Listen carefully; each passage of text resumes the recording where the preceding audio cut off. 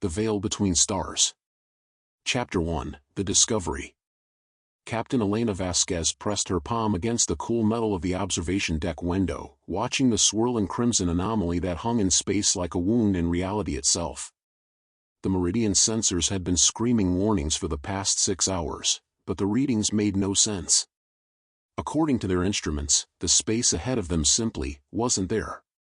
"Captain," called Lieutenant Commander Marcus Chen from the bridge communications station, his voice tight with barely controlled excitement.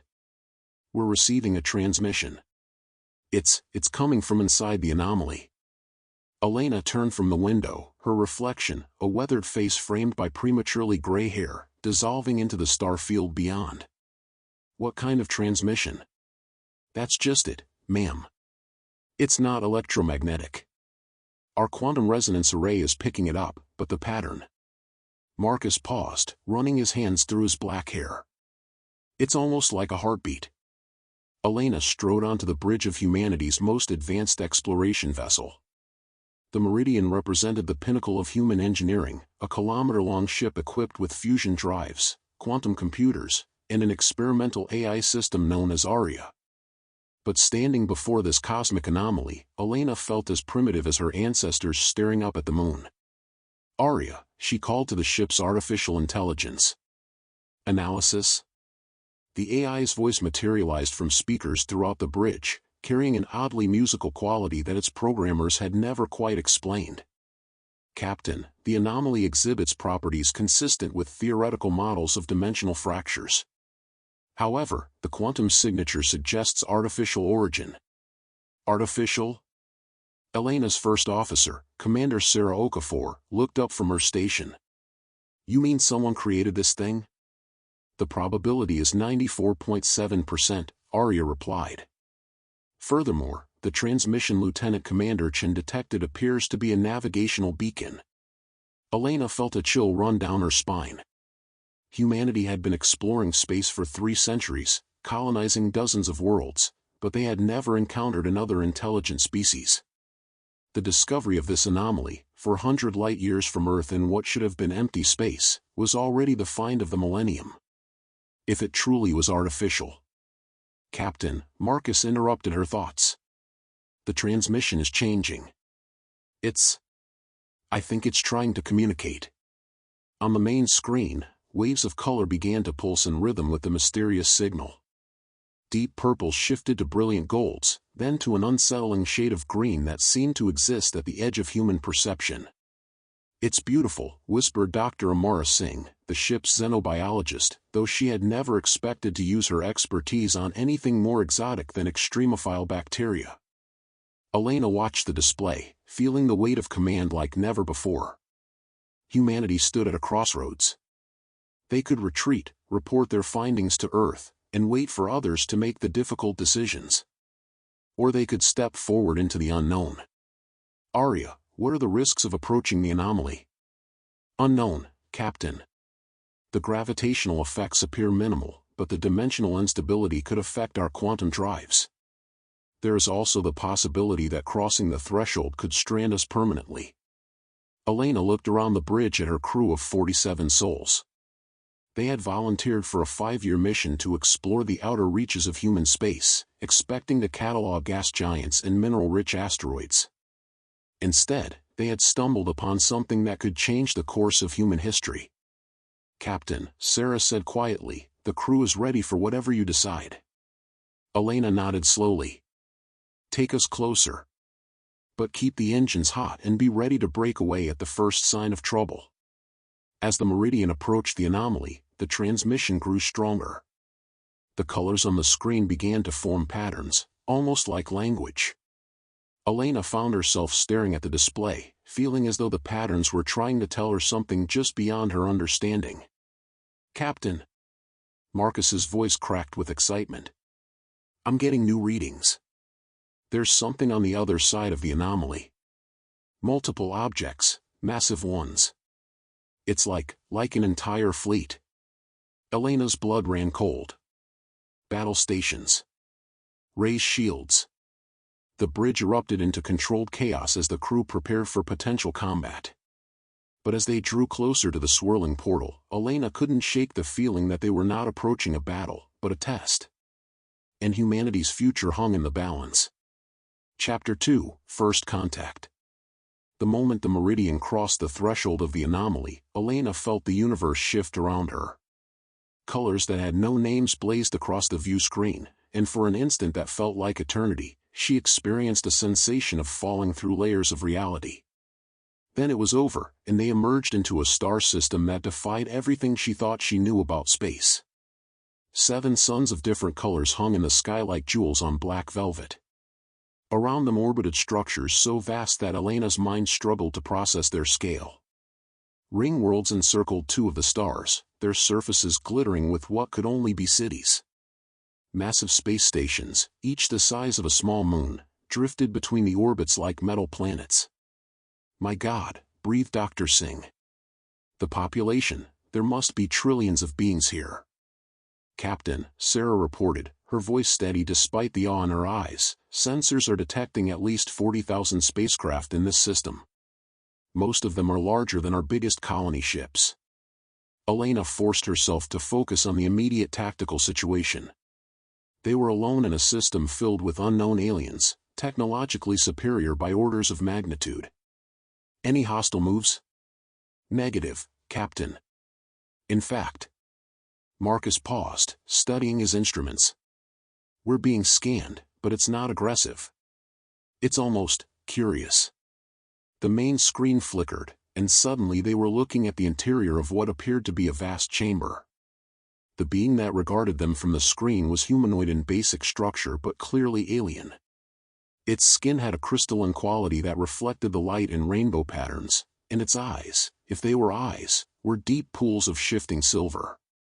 When it spoke, the words came not as sound but as meaning that seemed to form directly in their minds. "Welcome, children of the distant star. We are the architects, and we have been waiting for you." Elena found her voice, though her throat felt dry. "This is Captain Elena Vasquez of the human vessel Meridian. We're explorers. We mean no harm." The being's expression, though its features were alien, something in its bearing suggested amusement. "Harm? You carry weapons that could crack a moon, yet you speak of meaning no harm. But we understand. Fear makes all species cautious. You know about humans?" Elena asked, her mind reeling. "We know of all the young races.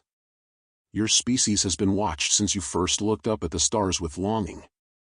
The gateway you used to reach us, we placed it in your path when our calculations showed you were ready." "Ready for what?" "To choose." The architect's image seemed to lean forward. "Your species stands at a threshold, Captain Vasquez. You have developed the technology to travel between stars, to create artificial minds, to reshape matter itself. But with such power comes great responsibility." Elena felt the weight of the moment pressing down on her. What kind of choice? The same choice offered to all species when they reach this level of development. Join the Confederation of Worlds as a junior member, bound by our laws and guided by our wisdom. Your people would be safe, protected, but forever limited in their growth. And the alternative? The architect was silent for a long moment. The alternative is to face the trial of ascension. To prove that your species possesses not just intelligence, but wisdom. If you succeed, you join us as equals, free to grow and explore without limit. If you fail. If we fail? Your species will be relocated to a protected world where they cannot threaten themselves or others. Your technology will be sealed away until you evolve naturally beyond your current limitations. It may take millennia. Elena felt the blood drain from her face. You're talking about the end of human civilization as we know it. We are talking about its evolution. Captain, in the past 1,000,000 years, we have guided 732 species to this moment. 208 chose safety and became our protected children. 524 chose the trial. Of those, only 43 succeeded. The silence on the bridge was deafening. Elena could feel the eyes of her crew upon her, waiting for her response. But how could she make such a decision for all of humanity? What does the trial involve? 3 tests, Captain. The first measures your species' ability to transcend violence, not to eliminate it, for conflict can drive growth, but to control it. The second tests your wisdom in the face of ultimate power. The third tests your willingness to sacrifice for others. Elena closed her eyes for a moment, thinking of Earth, of the billions of humans living their lives in blissful ignorance of this cosmic crossroads. How long do we have to decide? Your species must choose within one of your years. But know this, Captain, the choice, once made, cannot be undone. And the trials, once begun, cannot be abandoned. The screen flickered and went dark, leaving the Meridian's crew staring at the star-filled void that surrounded them. Elena looked around the bridge at faces filled with awe and terror. Captain, Sarah said quietly, what do we do now? Elena stood up slowly, feeling the weight of command like never before. Now we go home and tell humanity that we are no longer alone in the universe. And then we help them choose their destiny.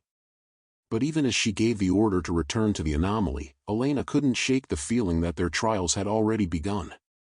Chapter 3, The War Council. 6 months after the Meridians returned to Earth, the emergency session of the United Worlds Council convened in the orbital station above Geneva. Representatives from every human colony, every corporate consortium, every military alliance had gathered to decide humanity's fate. Elena stood before the assembly, the weight of 200 pairs of eyes upon her. Behind her, a holographic display showed images of the architect system, the ring worlds, the vast fleets, the beings whose power dwarfed human civilization. The question before us is simple, she concluded her presentation. Do we accept protection and limitation, or do we risk everything for true freedom? Premier Zhang Wei of the Eastern Coalition was the first to speak. Captain Vasquez, you ask us to gamble the survival of our entire species on the outcome of unknown trials. This is madness. With respect, Premier, Elena replied, we're not gambling our survival. We're choosing between 2 different kinds of existence. Admiral Catherine Ross of the Solar Defense Force leaned forward. Captain, you mentioned that of the 524 species that chose the trials, only 43 succeeded. Those are terrible odds. They are, Elena admitted. But consider what those 43 species gained. They became equals to the architects, free to explore the universe without limits. The others chose safety and stagnation. President Maria Santos of the American Federation shook her head. You speak of stagnation, but the architects offered protection and guidance. Perhaps that's exactly what humanity needs. The debate raged for hours. The isolationists, led by Chairman Viktor Petrov of the Russian Colonial Union, argued for rejecting both options and attempting to hide humanity from the architects' notice. The protectionists, represented by Premier Zhang and President Santos, favored accepting junior membership in the Confederation. The Transcendentalists, a smaller but vocal faction led by Dr. Elizabeth Hartmann of the European Space Collective, demanded that humanity accept the trials.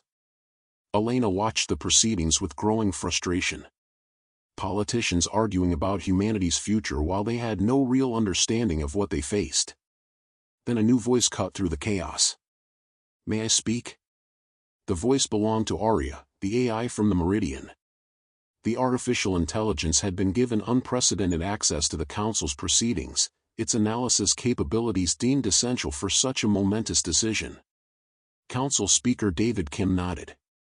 Please, Aria. What is your assessment? Honored representatives, Aria began, its voice carrying perfectly through the chamber's acoustics. I have analyzed every recorded instance of species choosing between safety and trial in galactic history. Those who chose protection experienced what humans would recognize as a gradual decline in innovation, exploration, and cultural development. They became, in essence, permanent children. Admiral Ross frowned. And those who chose the trials?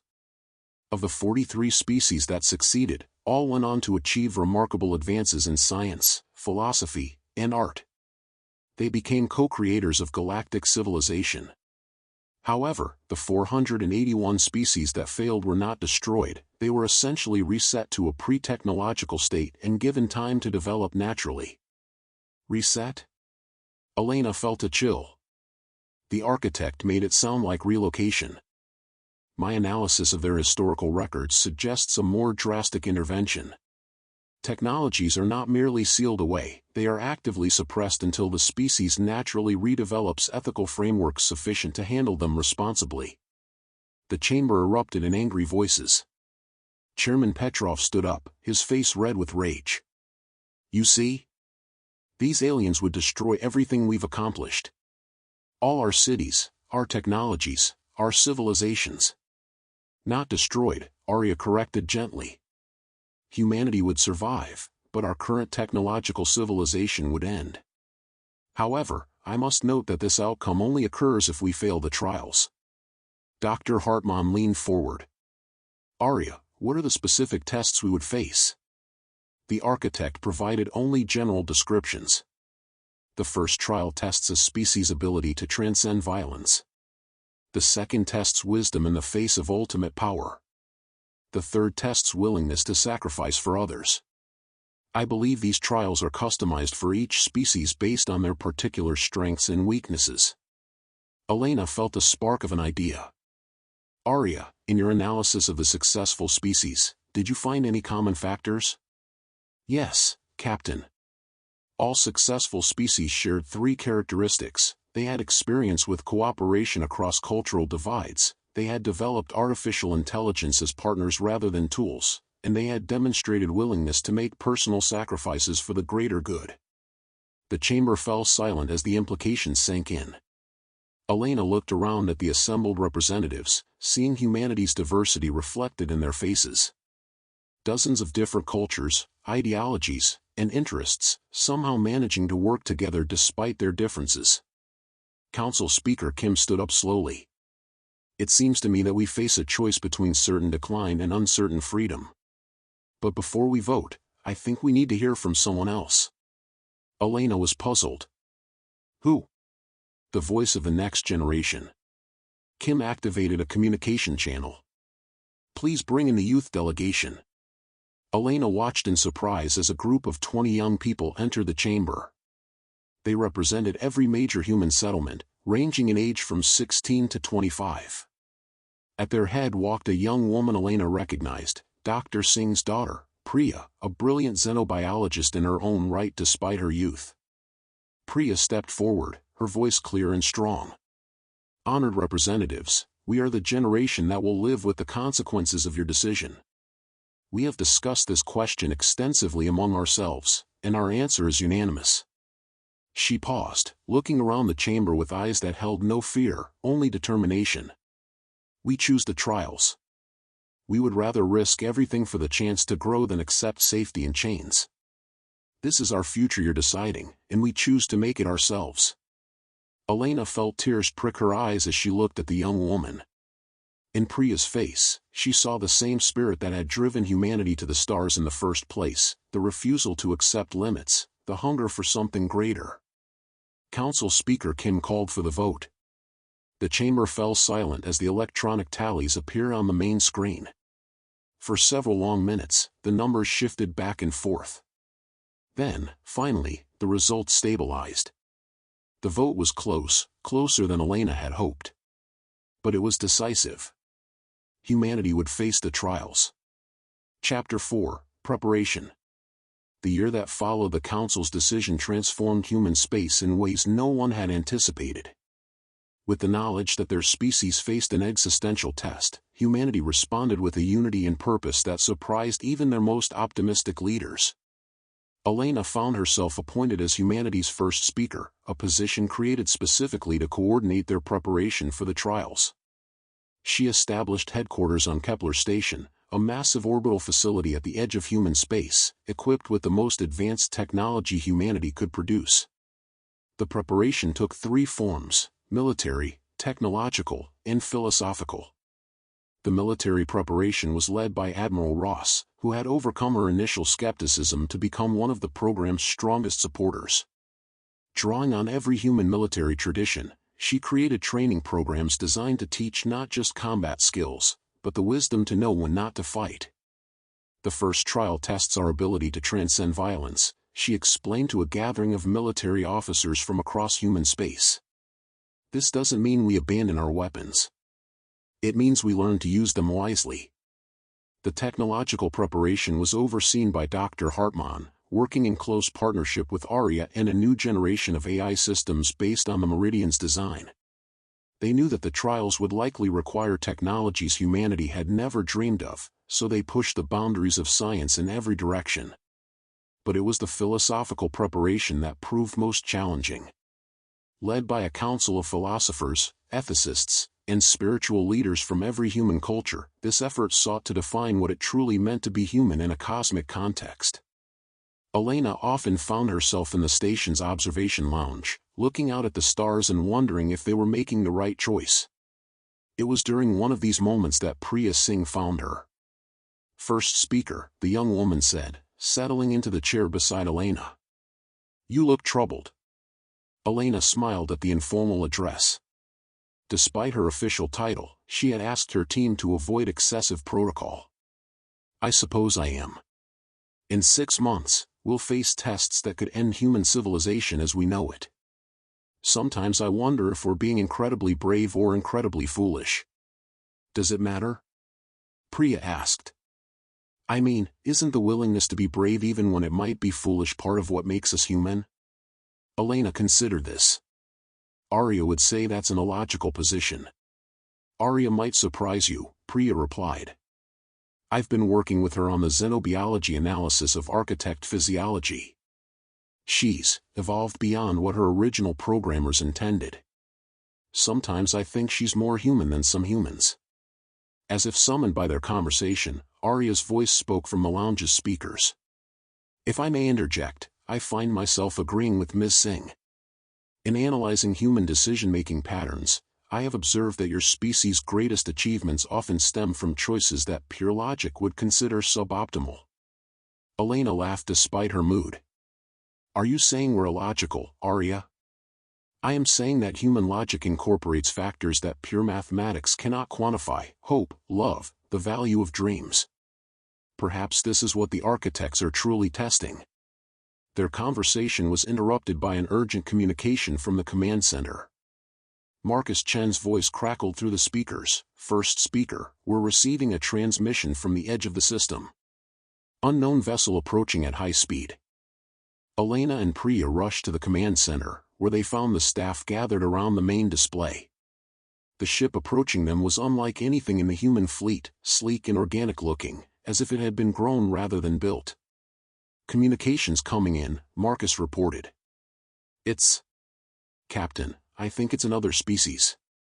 The screen flickered to life, revealing a being that looked vaguely reptilian but walked upright like a human. Its scales had an iridescent quality, and its large eyes held an intelligence that was unmistakably familiar. "Greetings, humans of Earth," the being spoke in accented but understandable English. "I am Commander Zethris of the Hegemony. My species faced the same choice you now face, and we chose the trials. We failed." Elena felt her heart skip a beat. "You're here to warn us?" "I am here to offer something more valuable than warnings: experience. My people were relocated to a protected world as the architects promised. But some of us escaped and have been living in the spaces between stars, learning from our mistakes." "How many of you are there?" Elena asked. 3 ships, perhaps 1,000 individuals. Not many by galactic standards, but enough to share what we learned. If you will have us, we offer our knowledge and our assistance." Elena looked around the command center at her team. This was an unprecedented situation, refugees from a failed trial, offering to help humanity avoid their fate.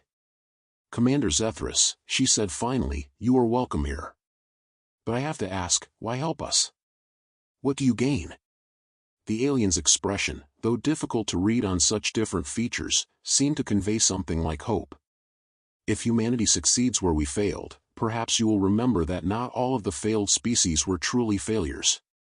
Perhaps, in your success, you might find a way to help us try again." Elena felt a new weight settle on her shoulders.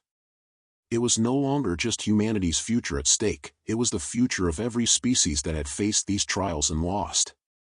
"Arya," she called to the AI. Analysis of Commander Zethris's proposal?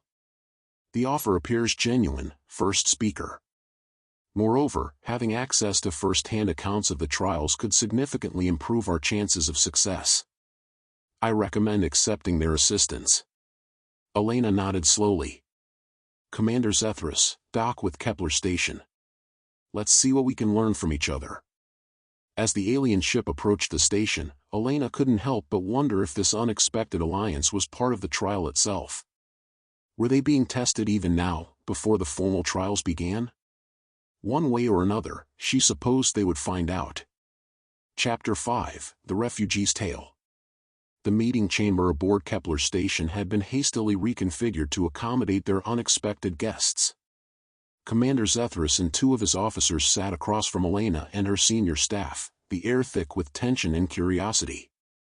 Zethris's aide, a smaller hegemony member named Crix, activated a holographic projector that filled the space between them with images of an alien world, crystal spires reaching toward purple skies, vast cities that seemed to grow from the landscape itself. This was our homeworld, Valith Prime, Zethris began, his voice carrying a deep sadness. Our civilization was ancient when your species first discovered fire. We had colonized 1,000 worlds, created wonders beyond imagination. We thought ourselves ready for any test the universe might offer. The images shifted to show the hegemony fleet, vast ships with elegant curves and surfaces that seemed to shift like liquid metal. Elena had to admit they were beautiful, far more aesthetically pleasing than humanity's utilitarian designs. What were your trials like? Dr. Hartmann asked, leaning forward with intense interest. Crix spoke for the first time, her voice higher and more musical than Zethris's. They were tailored to our species' particular nature. We hegemony are naturally hierarchical, we find comfort in clear chains of command and defined social roles. The architects used this against us. The first trial, Zethris continued, placed us in a scenario where our military might was useless.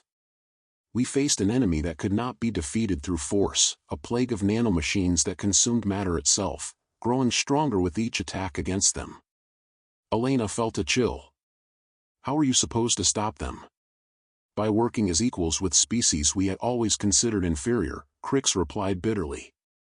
The architects provided us with potential allies, beings whose technology and methods were different from ours but equally valid. Our pride prevented us from truly collaborating. We failed the first trial by trying to maintain our position of dominance even as our worlds burned.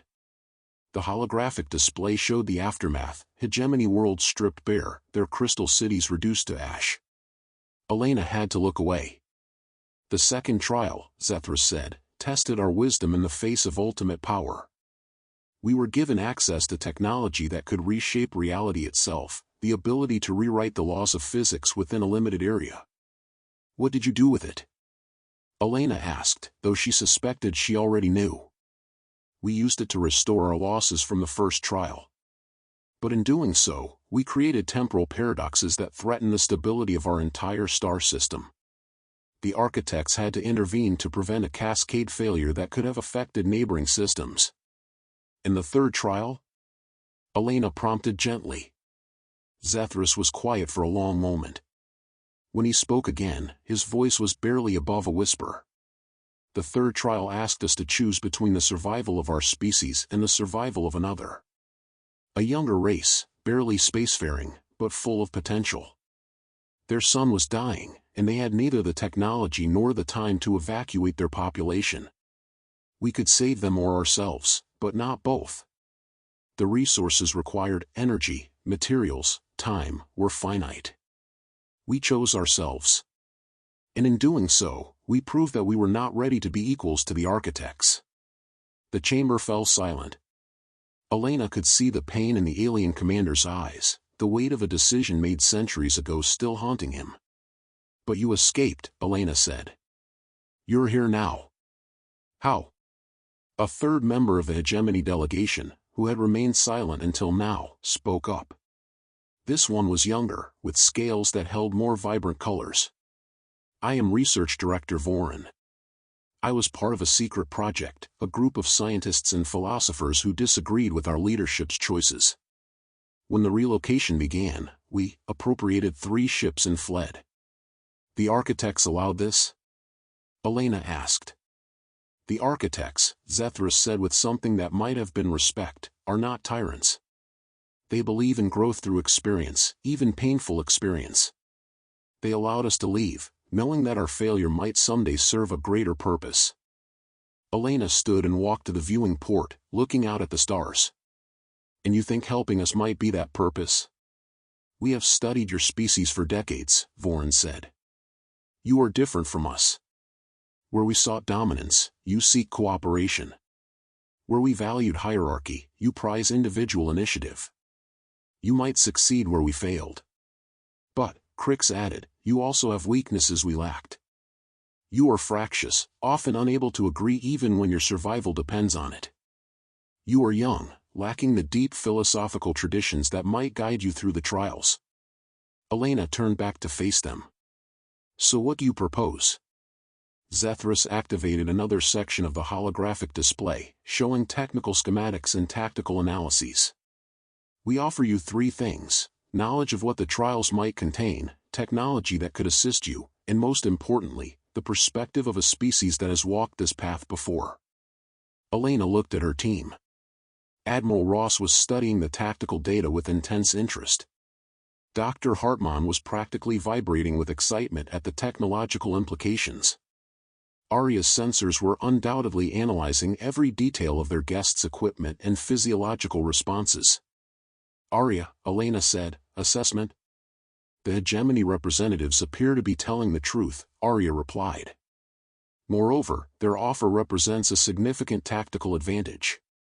However, I must note that accepting their help creates a precedent. Are we prepared to make similar commitments to assist other species in the future?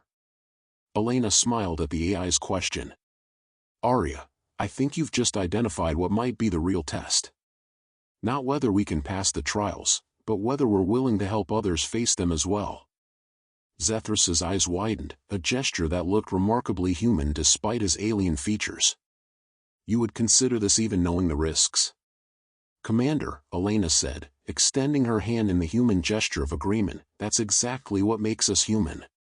We'll accept your help, and in return, we promise to remember that success means lifting others up, not just ourselves. As Zethras grasped her hand with his scaled fingers, Elena felt a strange sense of rightness. Whatever trials they faced, they would face them not as a single species seeking advancement, but as part of a larger community seeking wisdom. The real test, she was beginning to understand, had already begun. Chapter 6, The First Trial Begins. 3 months before the 1-year deadline, the message arrived. It came not through any communication system the humans possessed, but directly into the consciousness of every sentient being in human space, human and AI alike. The time of choosing is complete. The trials begin now. Elena was in her quarters aboard Kepler station when the words formed in her mind with crystal clarity. Around her, she could hear exclamations of surprise and alarm as every person on the station received the same message simultaneously. She rushed to the command center, where she found her staff already assembling. The main screen showed communication channels lighting up across human space as reports came in from every colony, every ship, every outpost. First speaker, Marcus reported, we're receiving confirmation from all human territories. Everyone got the message, including Arya and every other AI in our network. The hegemony ships report the same, added Admiral Ross. Commander Zethras says this is how it began for them as well. Elena was about to respond when the command center filled with a soft, golden light. The air itself seemed to shimmer, and suddenly they were no longer aboard Kepler station. They stood in a vast amphitheater that stretched beyond the horizon, its architecture impossible and beautiful. The sky above them swirled with colors that had no names, and in the center of the space stood a figure Elena recognized, the architect who had first spoken to them. But they were not alone. Looking around, Elena saw that representatives from across human space had been brought here, military officers, scientists, philosophers, artists, and common citizens. She spotted Priya Singh near the front, her young face set with determination. Commander Zethris and his officers stood nearby, their alien features standing out among the human crowd. "Welcome to the first trial," the architect's voice resonated not just in their minds but through their very souls.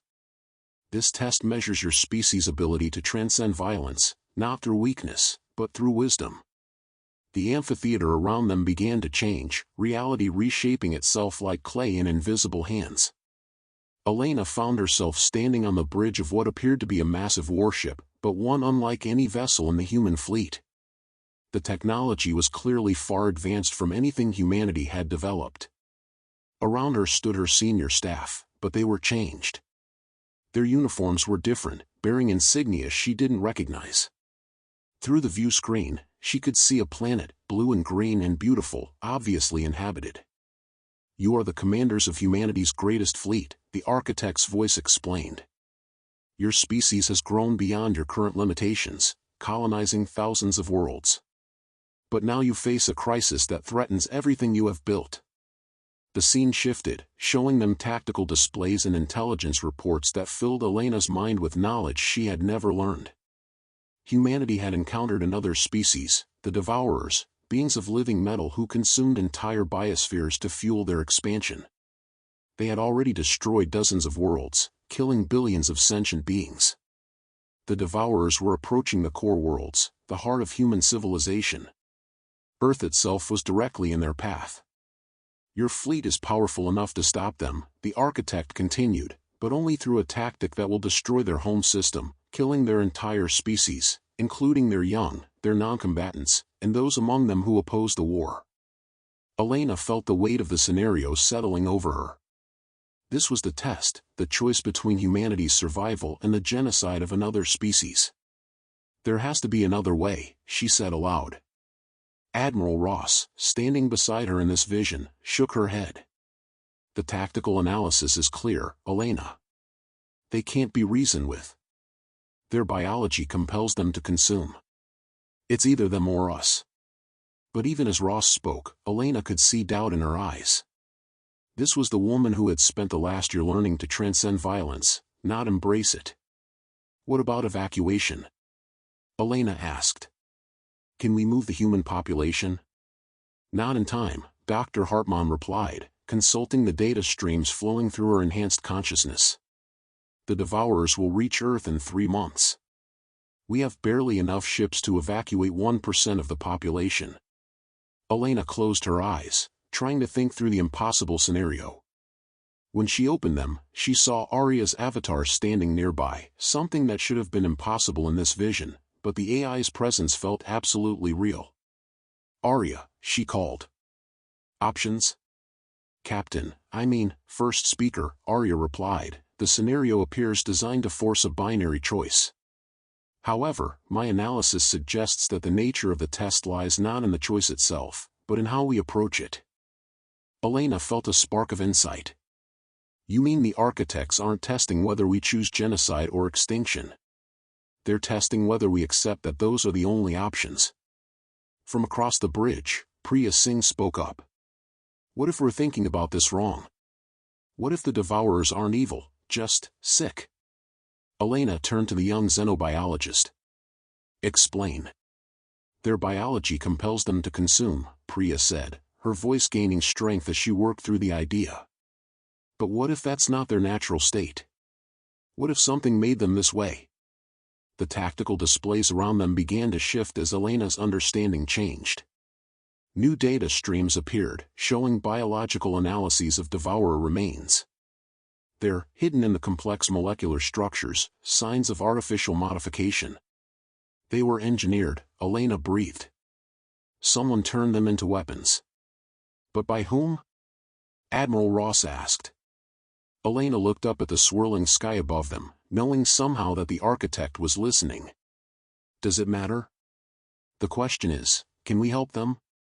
The vision around them paused, as if reality itself was holding its breath. Then the architect's voice spoke again, and Elena could have sworn she heard approval in its tone. Elaborate on your proposal. Elena felt the weight of her species' future pressing down on her, but also a strange lightness, as if she was finally seeing clearly for the first time. We don't fight the Devourers, she said. we heal them. If they were artificially modified to become compulsive consumers, then those modifications can potentially be reversed. We use our fleet not as weapons of war, but as a medical intervention on a species-wide scale. The risk, Admiral Ross began. The risk is enormous, Elena agreed. If we're wrong, if they can't be helped, then humanity dies. But if we're right, we save 2 species instead of destroying one.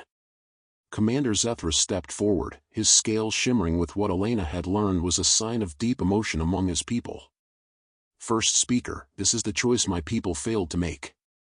We saw only the binary, kill or be killed. We never looked for the third option. The vision around them began to shift again. Elena found herself commanding not just the human fleet, but a combined force of humans, hegemony refugees, and even some of the devourers themselves, individuals who had somehow broken free from their compulsive behavior and sought to help their own species. The battle that followed was unlike anything in human history. Instead of weapons designed to destroy, the fleet deployed sophisticated medical nanobots, quantum healers, and psychic therapists. The devourers fought back at first, their compulsion driving them to consume even as the cure was being administered.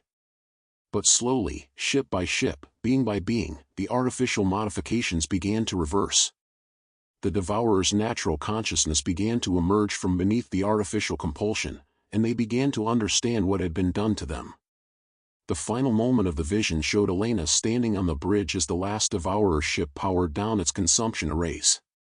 On the screen before her, a being that looked like living metal but moved with unmistakable intelligence spoke with a voice filled with wonder and gratitude. We remember now. We remember who we were before the Masters changed us. We remember beauty, and art, and the joy of creation instead of consumption. Thank you for giving us back ourselves. The amphitheater returned, and Elena found herself standing before the architect once more. The alien being's crystalline features seemed to glow with an inner light. The first trial is complete. Humanity has demonstrated the ability to transcend violence not through abandoning strength, but through applying it with wisdom and compassion. You have passed. Elena felt a wave of relief wash over her, but it was tempered by the knowledge that 2 more trials awaited. Around her, the assembled humans and their alien allies cheered, but she could see the same understanding in their eyes. When does the second trial begin? She asked. When you are ready, first speaker. But know that each trial builds upon the last. The wisdom you showed here will be tested further in the challenges to come. The architect paused, seeming to consider its next words carefully. I will tell you something that was not told to previous species. The trials are not just tests of your current abilities. They are opportunities for growth. Each species that faces them changes in the process, becoming something greater than what they were before. The question is whether they become something worthy of the power they seek. Elena nodded, understanding. And if we fail? Then you will have learned something valuable about yourselves, even if the cost is high. But based on what I have seen today, I believe humanity may be among the species that rise to meet their potential. As the vision faded and Elena found herself back aboard Kepler station, she couldn't shake the feeling that the architect's words carried a deeper meaning. The trials weren't just about proving humanity's worth, they were about transforming humanity into something worthy of the vast responsibilities that came with true galactic citizenship. But first, they had to survive the next 2 tests.